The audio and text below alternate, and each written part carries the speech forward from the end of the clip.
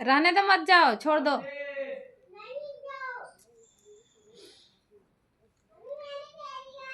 हाँ ठीक है, कह दिए तो अच्छा बात है, आप अच्छा बाबू हो ना। बगिया में फूलेला बेलिया त देखत सोहावन। बगिया में फूलेला बेलिया त देखत सोहावन। हाथावाला फावेला मलिया बही फूल लोढ़वी। हाथावाला फावेला मलिया बही फूल लोढ़वी।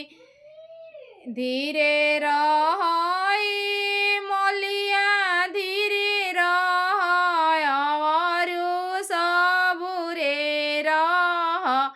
जब फूल होइहे काचनार तब ही फूल लोढ़वी।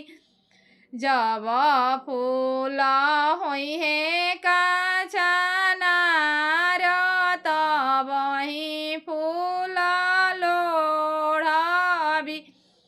एक ओरी बैठिला नैहर लोग, एक ओरी ससुर लोग। बिचावा में बैठेले अभिषेक दुल्हाय हम बियाहबी। बिचावा में बैठेले अभिषेक दुल्हाय हम बियाहबी। धीरे रहई दुल्हा धीरे रहय अवरु सबुरे रह। जब भैया लौआ में रहिहे तब ही रौरा बियाहबी। जबे भैया धारावा गिरहिहे तब ही रौरा बियाहबी। धीरे रहई दुल्हा धीरे रहय अवरु सबुरे रह। जबे पापा दिहे कन्यादानवा तब ही रौरा बियाहबी।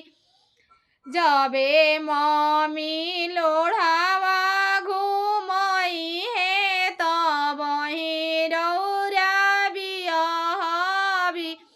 धीरे रहई दुल्हा धीरे रहय अवरु सबुरे रह।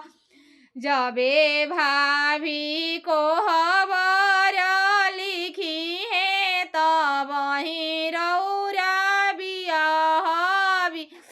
जबे बहिनी आरती उतरिहे तब ही रौरा बियाहबी।